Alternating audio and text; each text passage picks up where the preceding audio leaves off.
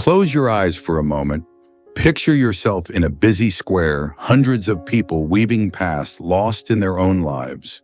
Now ask yourself, how many of them will remember me tomorrow? The truth, almost none, and that is your greatest freedom.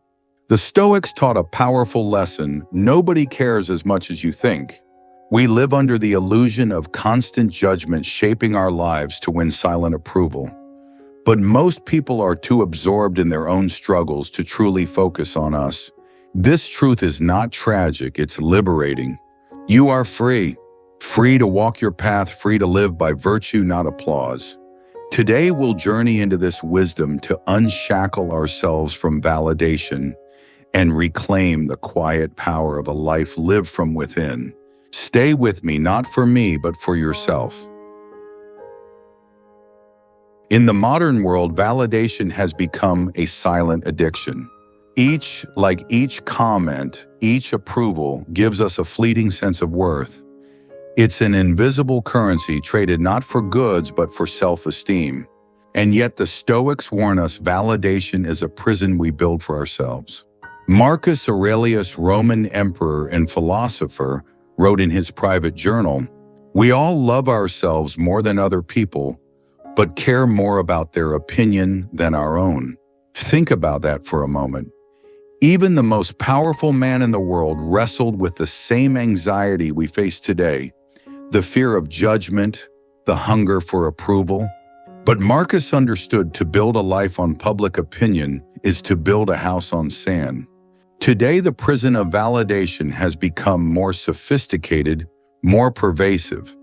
Social media platforms are carefully designed to keep us seeking approval, one post, one notification, one click at a time. It's subtle, it's addictive, and it's exhausting. We begin to measure our lives in likes and shares. We adjust our words to avoid controversy. We filter our emotions to fit the narrative we think will be accepted. Slowly, without realizing it, we trade authenticity for acceptance. I've lived inside that prison. There were days when my mood would swing wildly based on the feedback I received. A small compliment could lift me for hours. A minor criticism could ruin an entire day. But the real tragedy wasn't the emotional roller coaster, it was the fact that I was living for others. My choices, my words, even my dreams were shaped not by what I valued, but by what I thought would be applauded. It took me years and more failures than I care to admit to realize living for approval is a guaranteed path to emptiness. Imagine a young athlete, talented, dedicated, passionate. She starts playing because she loves the game. The hours of practice, the sacrifices, the discipline, it's all fueled by joy. But then the attention comes. Sponsors, media, fans. Suddenly, every decision is influenced by what others expect. The game becomes less about passion and more about performance. Less about joy and more about reputation. She may win trophies. She may break records. But inside, a small voice whispers, "This isn't why I started." That's the cost of living for validation. You may gain the world, but lose yourself in the process. Seneca, another great Stoic thinker, reminds us, "He who is brave is free." Bravery in the Stoic sense isn't about physical acts of heroism. It's about the courage to live true to yourself even when the crowd disapproves. Freedom isn't granted by society. It's earned in the quiet moments when you choose integrity over applause. If you find yourself trapped in the cycle of validation, try this simple exercise. Tonight, before you sleep, reflect on these questions. What decision today did I make purely for approval? What would I have done differently if I needed no one's permission? Who am I when no one is watching? Write the answers down, not on your phone, not online. In a private journal, a place where honesty has no audience. Over time, this practice chips away at the invisible walls of the validation prison. The applause of the world is loud but short-lived. The approval of your own soul is quiet and eternal. You do not need a crowd to validate your worth. You do not need a stage to prove your value. You only need the courage to walk your path without apology, without pretense, without fear. The Stoics knew that the greatest victories are often unseen. The quiet triumphs of choosing virtue over vanity, integrity over image, substance over show. Walk that path, and you will find a freedom that no amount of validation can ever buy. The Stoics taught us that the foundation of a good life is not fame, wealth, or approval. It is virtue. In a world obsessed with external achievements, this idea may seem strange, even radical. But for the Stoics, true worth could never be measured by applause. It could only be found in the quiet, consistent practice of living well. What is virtue? Virtue in Stoic philosophy is not a lofty, unreachable ideal. It is a way of being, a way of living each day with wisdom, courage, justice, and temperance. Marcus Aurelius wrote, "Just that you do the right thing, the rest doesn't matter. Not how many people notice, not how loudly they applaud, only that you live rightly even when no one is watching." In a world where value is often tied to visibility, the Stoic message is clear: live by principles, not by popularity. There was a season in my life when I measured success by milestones others could see: promotions, awards, public recognition. I chased these markers relentlessly, believing they would prove my worth. And I did achieve some of them, but the satisfaction was fleeting, gone almost as quickly as it came. It wasn't until I shifted my focus inward, asking, am I living wisely? Am I acting with integrity, that a deeper, more lasting fulfillment began to grow. Success, it turned out, wasn't about climbing higher. It was about rooting deeper. Consider an ancient craftsman, a potter shaping clay with care and patience. He knows that most of his work will go unseen, uncelebrated. There will be no grand applause, no flashing lights, no crowds. And yet he works with excellence, not because others are watching, but because he values the craft itself. This quiet dedication, this commitment to virtue over vanity, is the essence of Stoic living. Today, the names of emperors and generals may be forgotten, but the humble craftsman's pots, simple, beautiful, functional, still endure. Epictetus said, "First say to yourself what you would be, and then do what you have to do." The world will always be noisy. Trends will rise and fall. Public opinion will shift like sand in the wind. But virtue is steady. It asks nothing of the world. It demands only that you live each day aligned with your deepest values. When you anchor your self-worth in virtue, you are no longer tossed by the waves of approval or rejection. You are grounded, unshakable, free. Here's a simple exercise drawn from the Stoic tradition. At the end of each day, sit quietly with yourself and ask, did I act wisely today? Was I fair and just? Did I practice courage when it was difficult? Did I show self-control when it mattered most? If the answer is yes, even in small, imperfect ways, you have succeeded. No audience is needed, no validation required. Your conscience will know, and that is enough. The world may never understand the quiet dignity of a life built on virtue. There may be no awards, no headlines, no viral moments. But the Stoics teach us the reward is not in recognition. It's in the living. A life of integrity needs no witnesses. A soul at peace seeks no applause. Anchor yourself in virtue, and you will discover a strength the world cannot give and cannot take away. There's a new addiction in the modern world. It's not a substance, it's not a chemical, it's validation. Every like, every share, every fleeting comment taps into something ancient in us, the desire to be seen, to be valued. What once took years to build a reputation now can be conjured with a single viral post. And yet the Stoics warned us what the crowd gives, it can just as easily take away. The invisible chains. We rarely notice it at first. We post a picture, a few friends react, It feels good. The next time we try a little harder, a better angle, a more clever caption, more likes roll in, dopamine surges. But soon the baseline shifts. What once thrilled us becomes normal. We crave more, bigger reactions, wider reach. We become addicts not to drugs or alcohol, but to approval. Marcus Aurelius wrote, "Receive without pride, let go without attachment."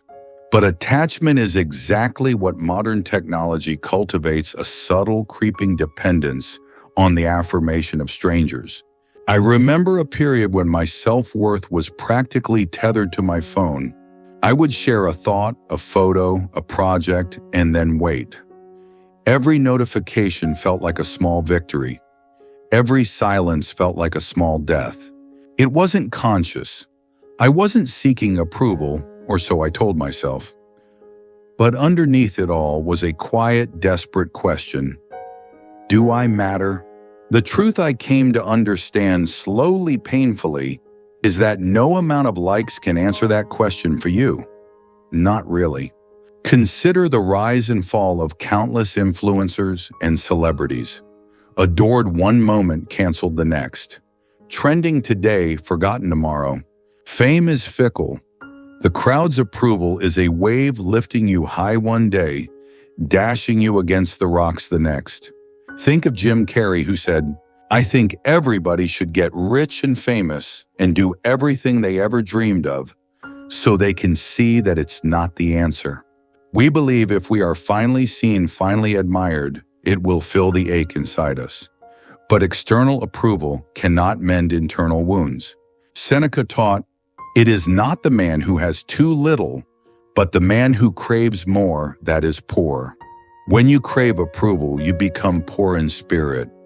No matter how much you gain, it will never feel like enough. The Stoics understood that the only stable foundation for peace is virtue, not popularity, not applause, not validation. When you feel the itch, the urge to post, to seek acknowledgement, pause. Ask yourself, am I doing this from virtue or from vanity? Would I still create this, say this, share this if no one ever saw it? Is this true to who I am, or am I bending to who I think the world wants me to be? This simple practice creates a gap between stimulus and response, a moment of clarity where freedom can grow. Instead of seeking approval, seek alignment. Each day aim to act justly, speak wisely, show courage, practice temperance. These virtues don't require an audience. They don't need applause. Epictetus reminds us, first say to yourself what you would be, and then do what you have to do. Define yourself by the internal, not the external, by who you are not, by what others think. Approval addiction is a silent epidemic, but you don't have to be its victim. The Stoics show us a different way, a quieter, deeper life rooted not in the shifting winds of public opinion, but in the solid ground of inner virtue. Stop chasing validation. Start building character. The world's applause fades, but the satisfaction of living rightly endures. Choose the harder path, the Stoic path, because true peace isn't given to you by others. It's built quietly, day by day, by the choices you make when no one is watching. In the Stoic worldview, life is a storm. Winds of fortune change direction without warning. Waves of opinion rise and fall unpredictably. The approval and disapproval of others shift like clouds. The Stoics knew we cannot stop the storm, but we can build a fortress within ourselves, a citadel. Marcus Aurelius spoke often of this concept, the inner citadel, a place inside you fortified not with stone or steel, but with character, an inner stronghold immune to the chaos of the world. He wrote, "Look well into thyself. There is a source of strength which will always spring up if thou wilt always look there." Your inner citadel is built brick by brick, through daily reflection, through practicing self-discipline, through aligning your actions with your principles. It is a quiet process, invisible to others but deeply powerful. For years, I mistook resilience for stubbornness. I believed that being unaffected meant suppressing emotions, hiding vulnerabilities, pretending not to care. But true resilience, the Stoic kind, is different. It's not pretending the storm doesn't exist. It's learning to stand calmly at its center, rooted, unshaken. I found that resilience not by armoring myself against the world, but by building an inner life so strong that the world's noise could not penetrate it. My journal became the foundation stones of that citadel, a place where I faced my fears, acknowledged my weaknesses, and recommitted daily to living with virtue. Consider Viktor Frankl, a man who faced the unimaginable horrors of a concentration camp. He lost everything: family, freedom, dignity. And yet he discovered that even in the most degrading conditions, there was one thing the world could not take from him: his ability to choose his response. He wrote, "Isum, when we are no longer able to change a situation, we are challenged to change ourselves." Frankl built his inner citadel in the darkest of circumstances, and it saved him. It gave him meaning in suffering, strength in despair, freedom in captivity. The Stoics offer us a blueprint for this fortress. Distinguish between what you can and cannot control. Epictetus taught focus only on what belongs to you, your judgments, choices, actions. Let the rest pass like the wind. Practice daily reflection. Seneca ended each day by asking, "What did I do wrong? What did I do right? What could I improve tomorrow?" Live according to virtue. The walls of your citadel are built with courage, wisdom, justice, and temperance, not fear, pride, or vanity. Tonight, set aside 10 quiet minutes. No screens, no noise, just you and a blank page. Ask, what storm did I face today? How did I respond? What can I learn for tomorrow? Etermine. Write it down not for others to see, but to strengthen the foundations within. With each honest reflection, you lay another stone. With each courageous act, you fortify the walls. With each act of temperance, you raise the towers higher. Day by day, you build a place the storms of life cannot reach. The world outside will always be loud, unpredictable, unstable. But the world within you can be calm, ordered, strong. Build your inner citadel, not for the applause of others, not for fame or fortune, but because peace is not given, it is earned. Brick by brick, choice by choice, virtue by virtue. When the storm comes, and you will not be swept away. You will stand, you will endure, you will thrive, because the strength you seek has been within you all along. When you hear the word courage, what do you picture? Heroic battles, daring rescues, epic speeches before cheering crowds. The Stoics saw courage differently. To them, courage was not about spectacle. It was not about grand gestures. It was quiet, steady, silent. Courage for the Stoics was the daily decision to live by principle even when it was hard, especially when it was hard. Marcus Aurelius wrote, "You have power over your mind, not outside events. Realize this and you will find strength." Courage is not about controlling the world. It is about mastering yourself. I once thought courage meant always speaking up, always standing out, always confronting. But I've learned that sometimes true courage is quieter.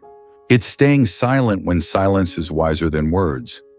It's walking away from conflict when ego demands a fight.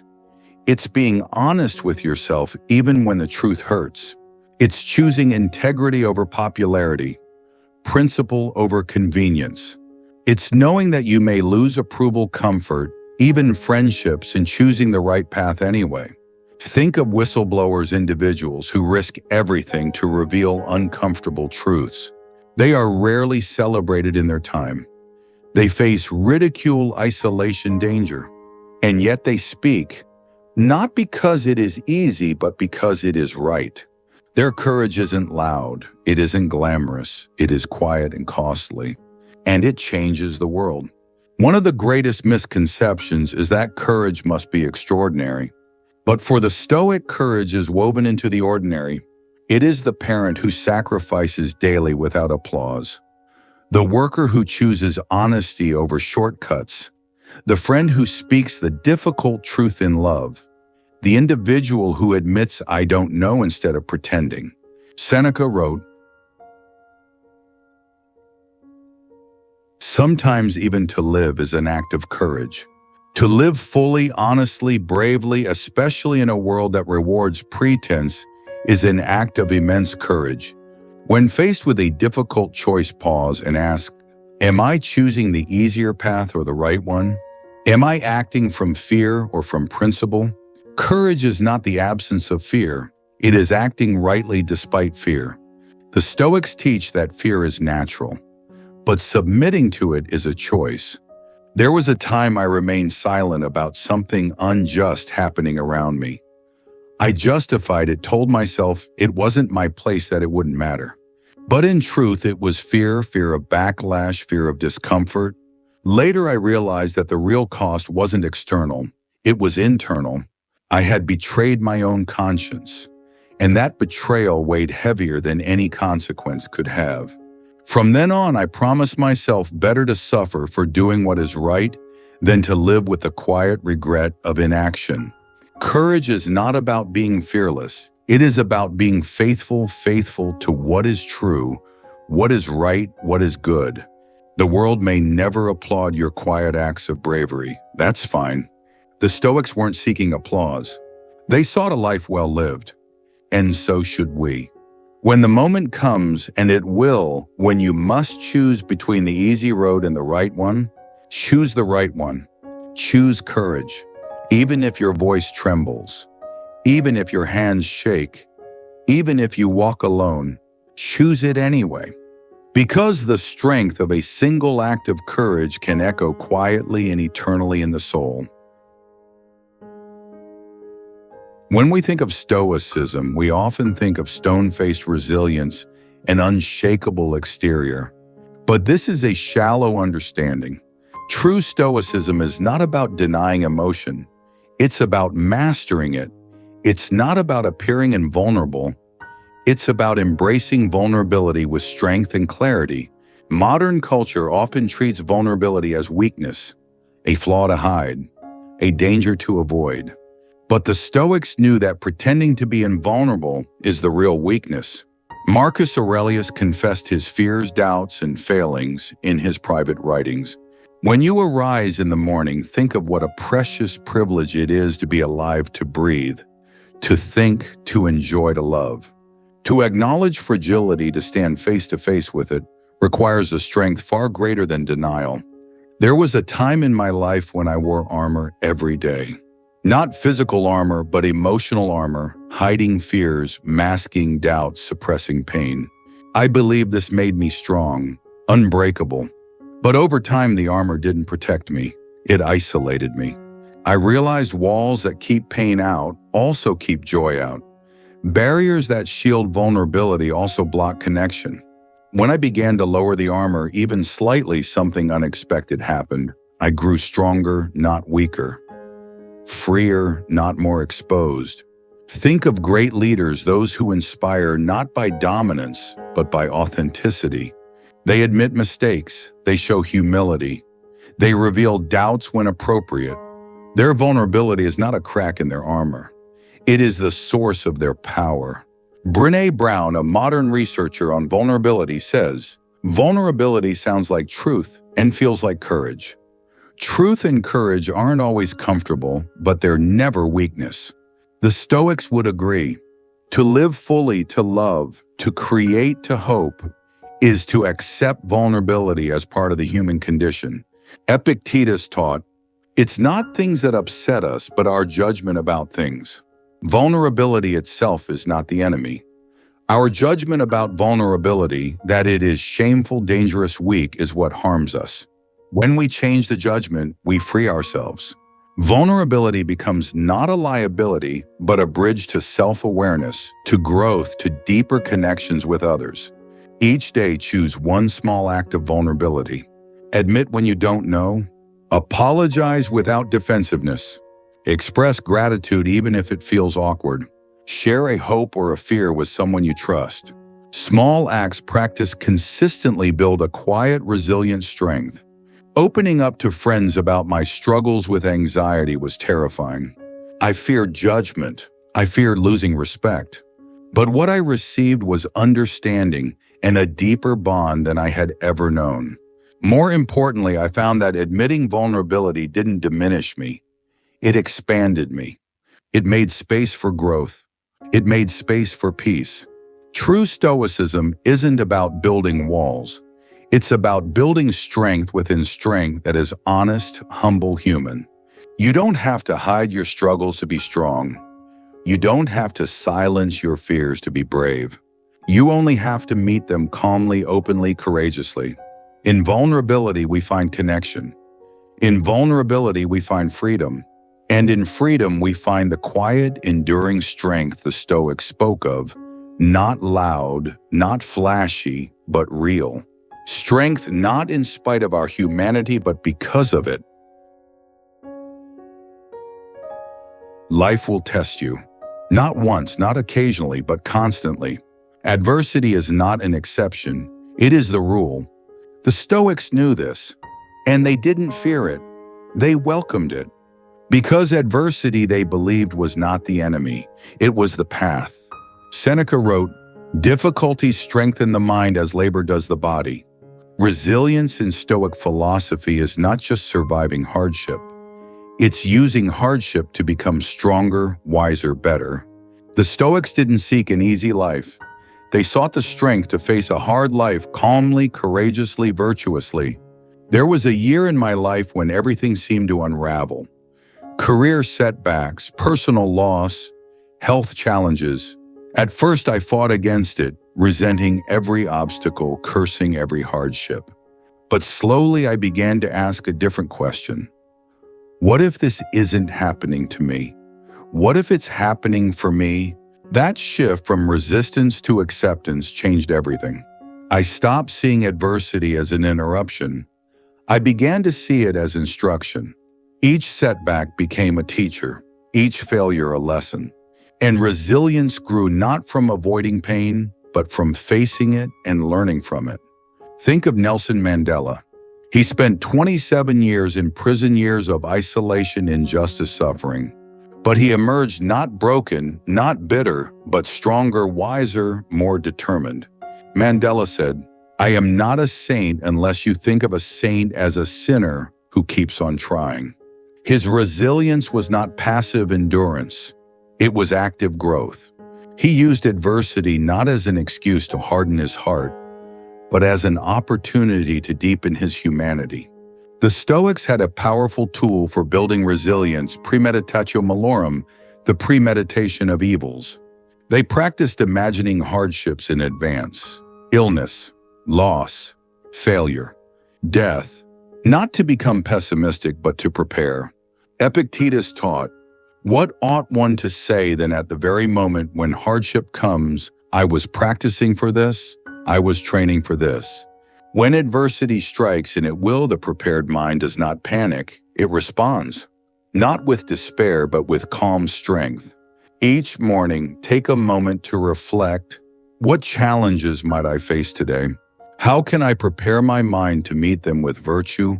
This small practice builds mental armor not to block pain, but to endure it wisely. And each night ask, what did I face today? How did I respond? What did I learn? Reflection transforms adversity from a burden into a blessing. I once viewed failure as final. Each setback felt like a door slamming shut. But the Stoics taught me that failure is not a dead end. It is a detour, an invitation to grow, adapt, evolve. Today, I no longer fear failure. I welcome it as a necessary, even essential part of the journey, because resilience isn't about avoiding falls. It's about learning how to rise again and again. Adversity will come. Pain is inevitable, loss is certain, but suffering is optional. The Stoics show us that resilience is not found in resisting life's hardships, but in embracing them, and using them as stepping stones to strength. You don't build resilience by escaping the storm. You build it by standing in the storm, grounded, steady, unbroken. Life's difficulties are not obstacles to happiness. They are the training grounds of the soul. Face them, learn from them, grow because of them, and like the Stoics, find a peace that adversity cannot shake, a strength the world cannot take. There's an old saying, if you chase two rabbits, you catch none. The Stoics would agree. If you chase applause, validation, popularity, you lose sight of the only path that matters, your own. Marcus Aurelius wrote, "Waste no more time arguing what a good man should be. Be one." The Stoics believed life is too short, too precious to be spent chasing approval. Your task is not to win the admiration of the crowd. It is to walk your path quietly, steadily, resolutely. Not to be better than others, but to be better than your past self. For much of my life, I walked paths that others paved for me. The path to prestige, the path to acceptance, the path to being successful in the eyes of others. But no matter how many milestones I reached, something was missing. I wasn't walking my path. I was performing, living a life scripted by invisible expectations. The moment I stopped chasing applause and started listening inward, life became quieter and richer. No fanfare, no standing ovations. Just the deep, steady rhythm of a life lived in alignment. Consider the story of Socrates. He lived modestly, questioned boldly, and refused to conform to the norms of Athenian society. He was mocked, misunderstood, condemned. And yet he never wavered from his commitment to truth and virtue. Socrates did not walk the path to popularity. He walked the path to wisdom, even unto death. Today he is remembered not because he sought fame, but because he sought truth. The lesson is clear: walk your path even if no one else understands it. In today's world, it's easy to stray. Social media floods us with curated lives, carefully edited highlights of success, beauty, and achievement. Comparison creeps in. Self-doubt follows close behind. But the Stoics teach us, don't waste time wondering what others are doing. Focus on what you are doing. Your life is not a competition. It is a journey, unique, unrepeatable, yours. When you walk your path, you walk in peace. When you chase applause, you walk in anxiety.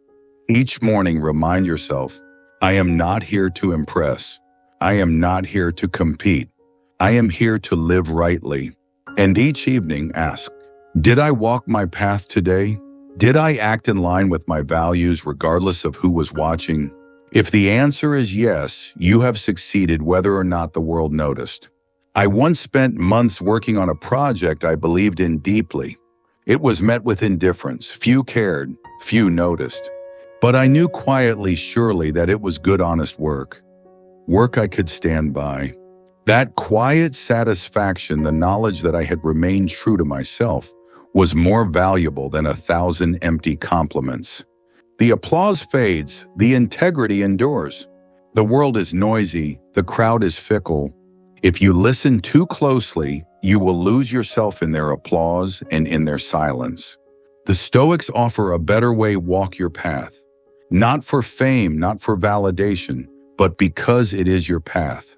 And in the quiet, steady footsteps of a life lived with purpose, you will find a peace the crowd can neither give nor take away. At the end of it all, the Stoics remind us of one simple truth. The opinions of others are fleeting, achievements fade, applause dies, but virtue endures. A life lived by principles, quietly, consistently, courageously, leaves a mark no fame ever could. Marcus Aurelius, after ruling the mightiest empire of his time, left us these words: waste no more time arguing about what a good man should be. Be one. Not perfect, not admired, just good, steady, virtuous, free. You don't need permission to live rightly. You don't need applause to live meaningfully. You don't need the crowd's approval to walk your path. All you need is the quiet commitment to align your life with your deepest values day by day, step by step. Walk that path. Live by virtue, and you will find a peace the world cannot give and cannot take away. If you found value in today's reflection, consider subscribing for more journeys into Stoic wisdom. Share this with someone walking their own quiet path. And remember, Yawanada Shuddhanation or Nadantan. The truest applause comes not from the world but from within.